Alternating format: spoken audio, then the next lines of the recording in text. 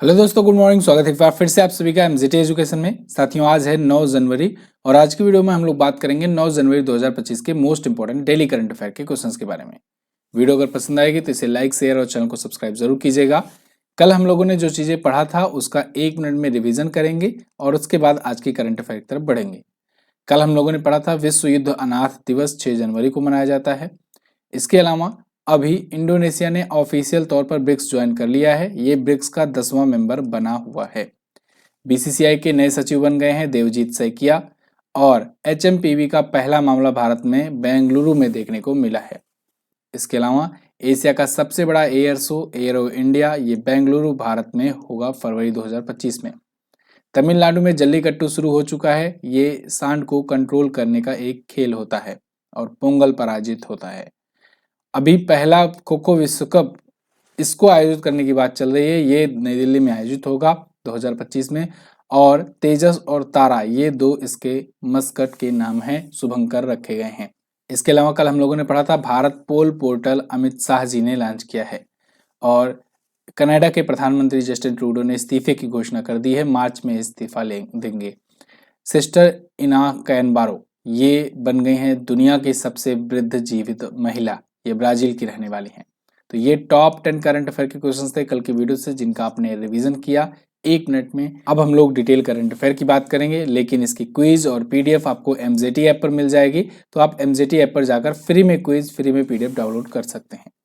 पहला क्वेश्चन देखते हैं। निम्न में से किसके दोबारा भारत लौटने की खुशी में 9 जनवरी को प्रवासी भारतीय दिवस मनाया जाता है? तो कई बार इसको बताया गया है आपको। महात्मा गांधी जी 1915 में दक्षिण अफ्रीका से वापस भारत आए थे 9 जनवरी के ही दिन, इसीलिए हम लोग मनाते हैं प्रवासी भारतीय दिवस।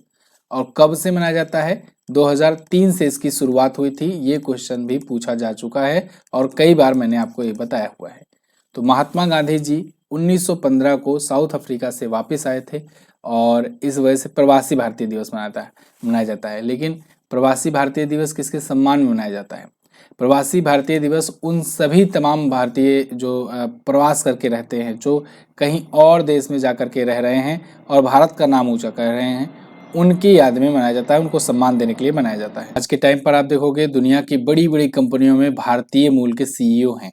चाहे वर्ल्ड बैंक के अध्यक्ष अजय बंगा हो, गूगल के सीईओ सुंदर पिचाई हो, माइक्रोसॉफ्ट के सीईओ सत्या नडेला हो, एडोबी के शांतनु नारायण हो, ऐसे बहुत सारे लोग, यूट्यूब के सीईओ नील मोहन हो। तो ऐसे बड़ी बड़ी कंपनियों के सीईओज या हेड या बहुत सारे ऐसे लोग जो भारत के हैं और प्रवास करके वहाँ गए हैं और बड़े बड़े कंपनियों में बड़े पदों पर पहुंचे और भारत का नाम रोशन कर रहे हैं। तो इन्हीं की उपलब्धियां, इन सबको सम्मानित करने के लिए यह दिवस मनाया जाता है। शुरुआत 2003 से हुई थी, ये इम्पोर्टेंट है। अंतर्राष्ट्रीय प्रवासी दिवस की बात करें तो ये 18 दिसंबर को मनाते हैं, ठीक है ना। 9 जनवरी को भारतीय प्रवासी दिवस, 18 दिसंबर को ये दोगुना कर लेना और 1 महीना पीछे कर लेना, ठीक है। तो आपका अंतर्राष्ट्रीय वाला मिल जाएगा। अच्छा, इस बार का 18वां प्रवासी भारतीय दिवस सम्मेलन कहाँ से कहाँ हो रहा है, कब हो रहा है? तो 8 से 10 जनवरी के बीच में भुवनेश्वर उड़ीसा में हो रहा है, ठीक है। ये भी याद रखना बहुत इंपॉर्टेंट है। ये महत्वपूर्ण दिवस हैं। अभी तक आए हुए जनवरी महीने के रिवीजन करेंगे आज। 1 जनवरी को डीआरडीओ स्थापना दिवस, 4 को विश्व ब्रेल दिवस, 6 जनवरी को विश्व युद्ध अनाथ दिवस और 9 जनवरी को प्रवासी भारतीय दिवस। अगला, वर्ष 2024 में साइबर हमलों के मामले में भारत किस स्थान पर रहा? तो दोस्तों, अभी एक रिपोर्ट सामने आई है जिसमें बताया गया है साइबर अटैक्स के मामले में भारत दुनिया में दूसरे स्थान पर है। यानी दूसरे स्थान पर ऐसा हो गया है जहां पर साइबर अटैक सबसे ज्यादा हो रहे हैं। अब साइबर अटैक्स में बहुत सारे टाइप के साइबर अटैक हो सकते हैं। तो मान लो वेबसाइट और चैनल जिनके हैं वो तो हैक हो रही है। बहुत सारे ऐसे साइबर की घटनाएं आती हैं जो फिशिंग से रिलेटेड हैं, जो एक प्रकार से अकाउंट खाली करने वाली हैं। गलत तरीके से ओटीपी वगैरह मांग करके उनका अकाउंट खाली कर लिया जाता है। तो ऐसे भी बहुत सारे मामले इंडिया में देखने को मिले हैं जब से ये ऑनलाइन ट्रांजेक्शन वगैरह बढ़ा है बहुत ज़्यादा, है ना। तो जो लोग अवेयर नहीं रहते हैं, जो लोग 2 स्टेप वेरिफिकेशन नहीं किए हैं या ओटीपी वगैरह शेयर कर देते हैं, तो उनके साथ ऐसी घटनाएं देखने को मिल जाती हैं। फिलहाल साइबर अटैक के मामले में भारत दूसरे पर है, अमेरिका पहले पर है, तीसरे पर इजराइल है। हालांकि इजराइल पर जो अटैक हुआ वो दूसरा वाला साइबर अटैक है।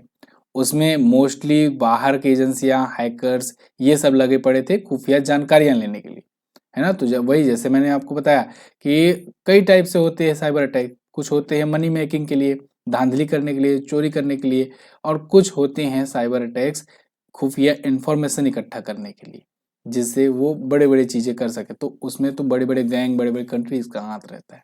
फिलहाल ये रिपोर्ट जारी किया है क्लाउड एससीके ने, और थ्रेटलैंड एस्केप इस रिपोर्ट का नाम है, और इसमें कुल 95 ऐसे बड़े अटैक्स बताए गए हैं भारत पर, जिसमें फाइनेंशियल और बैंकिंग सेक्टर शामिल थे, उन पर अटैक्स किया गया। हालांकि उनमें से केवल 20 जो हैं ये शिकार हुए, बाकी बचा लिए गए।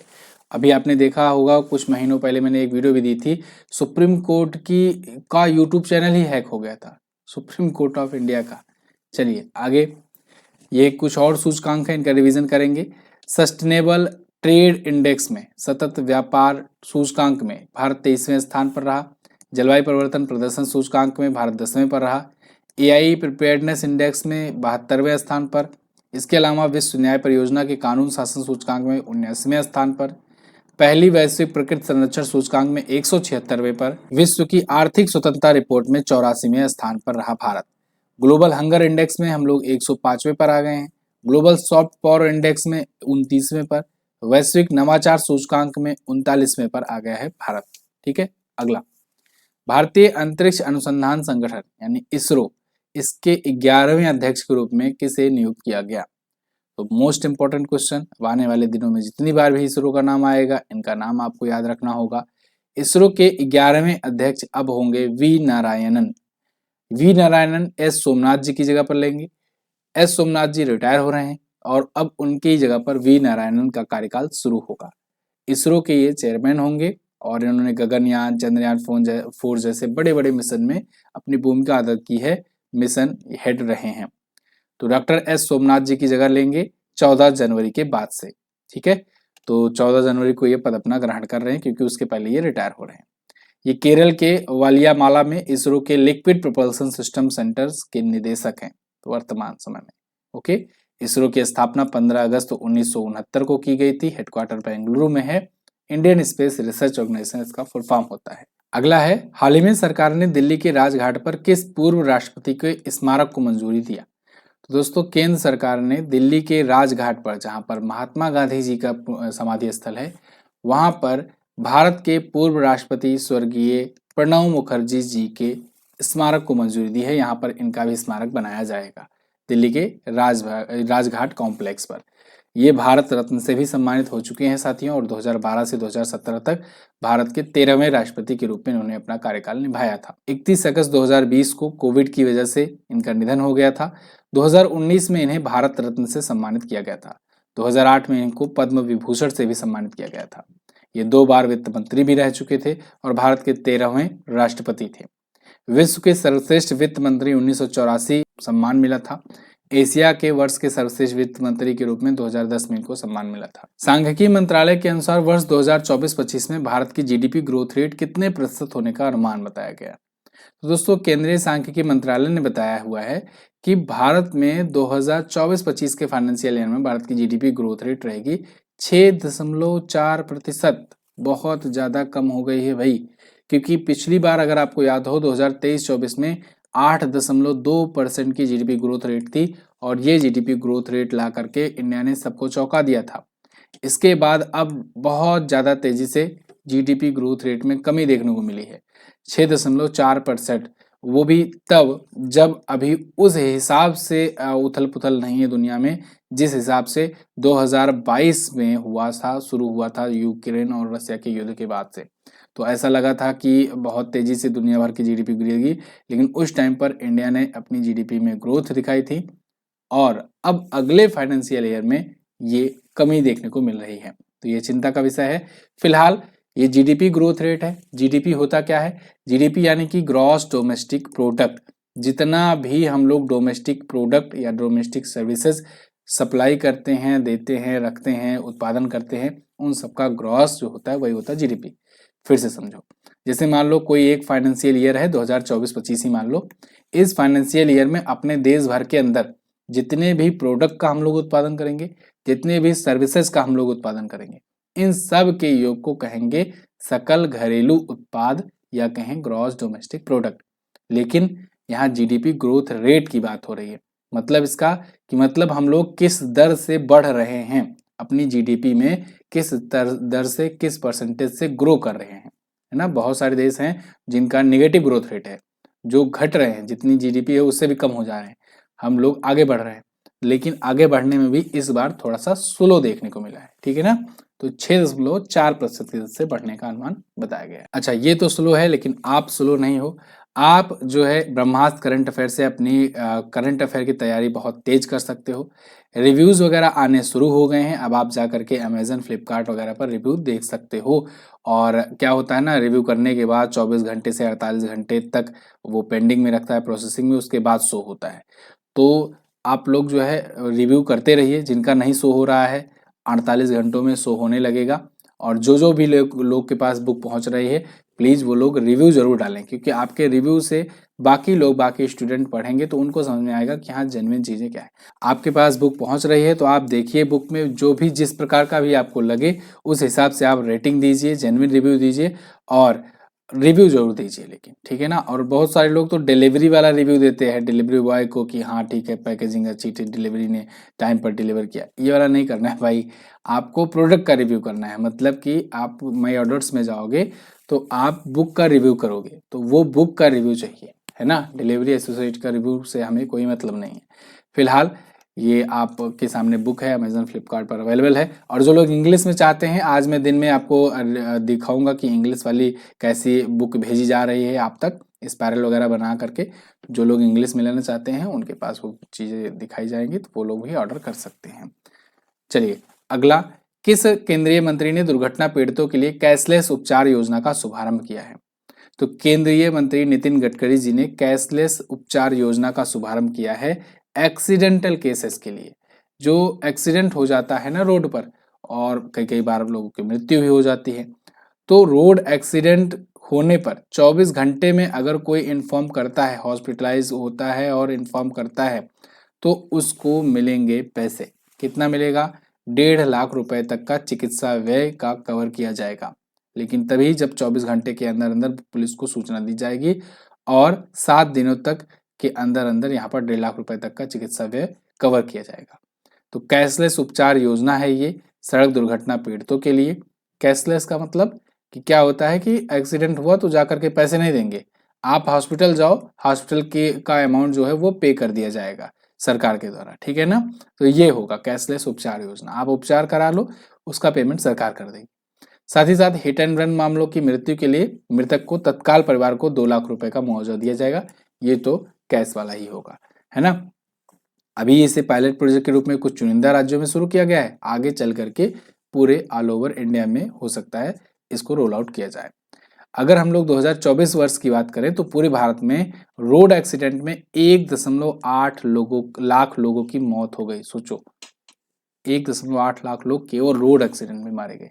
अगला, हाल ही में किस आईआईटी संस्थान ने एशिया का सबसे बड़ा सैलो वेव बेसिन अनुसंधान सुविधा शुरू किया? इसको शुरू किया है आईआईटी मद्रास ने।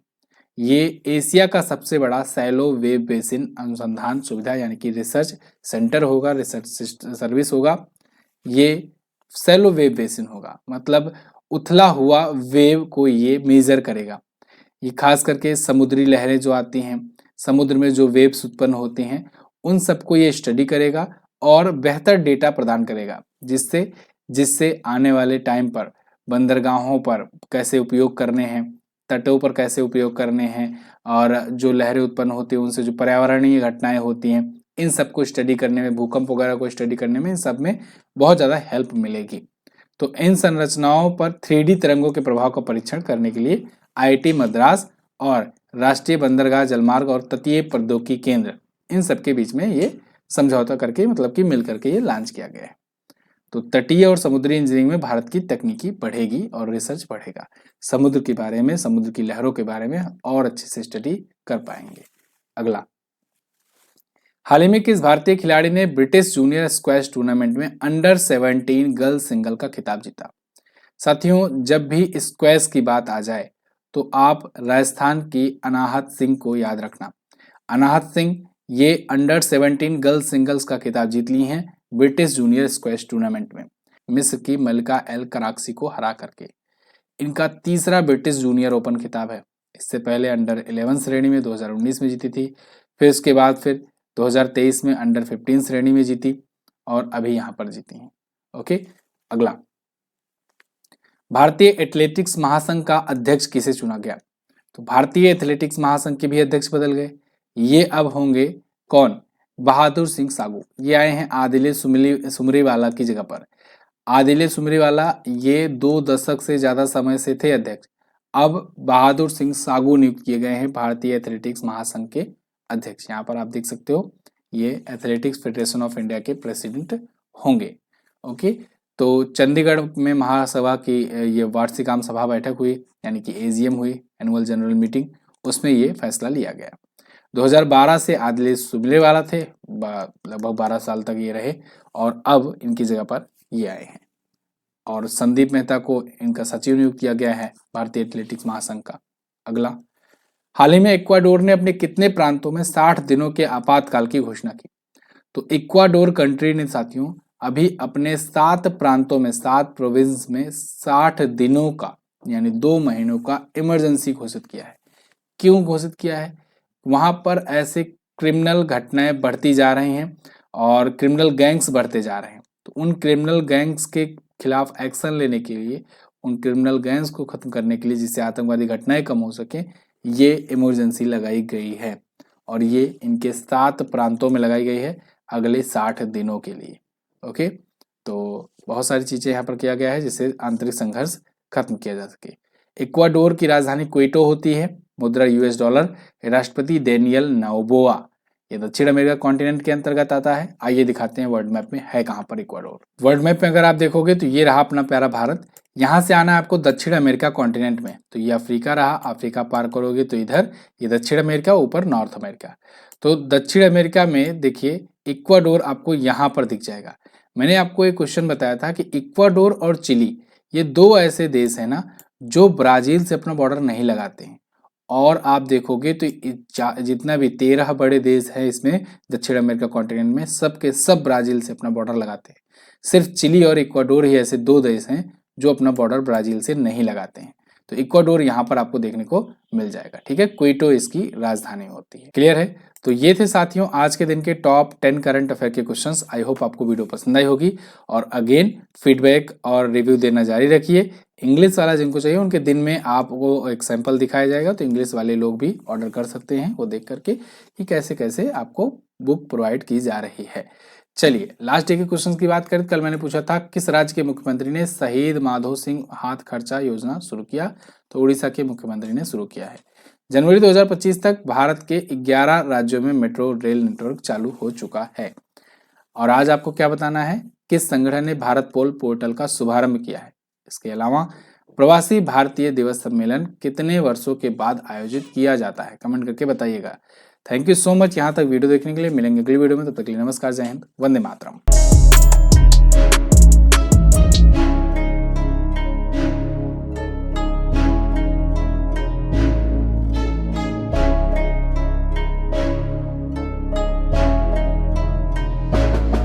करंट अफेयर्स मतलब MJT एजुकेशन।